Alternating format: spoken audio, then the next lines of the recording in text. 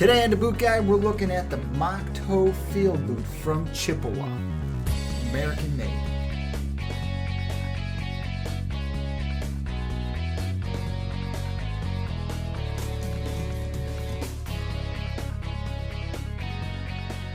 So if you haven't had time to check out the Chippewa originals yet, start here. Start with the field boot.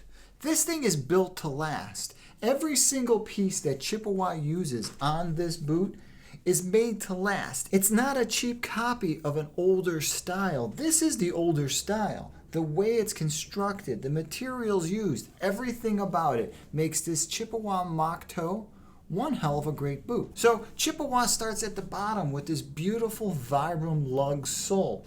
This is a single piece Vibram lug sole. So the heel and the forefoot, it's one solid piece of Vibram rubber. So you know it's going to be hard. So you know it's going to last a long time. And you know you can depend on a Vibram sole. Chippewa does this beautiful Goodyear leather welt all the way around. It's just a beautiful welt. Every so often you're going to catch a place where it's going to go a little bit deeper or go a little bit shallower.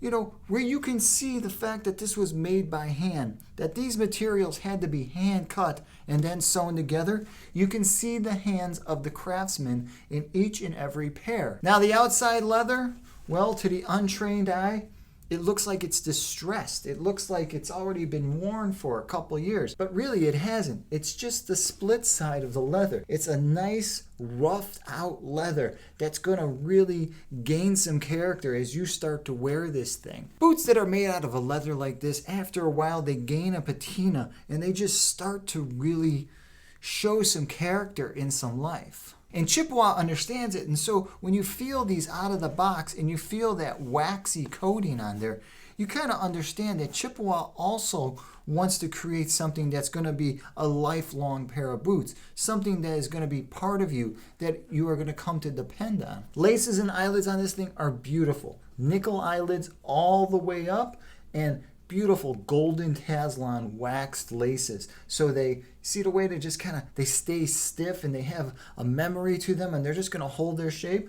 It's a really nice lace. It's a really nice eyelid system. Now, inside this boot, because it is this roughed out leather, it is buttery smooth. Inside this boot is a Texan insole. It's not removable, but it is soft. And unlike other heritage boots where you kind of got to break them in, you kind of got to wear them and collapse them and let them form to the shape of your foot, to the ball and to the heel and to your arch, this Chippewa out of the box is pretty much ready to go. It might take a week or two to soften up the leather, for your big toe or your little toe. But outside of that, this boot is ready to rock right out of the box. So something you're going to notice when you first put these on is the thickness of the tongue. And that's pretty important, that this nice thick tongue is just that. So as you tighten down these laces, it's not going to tear the crap out of it.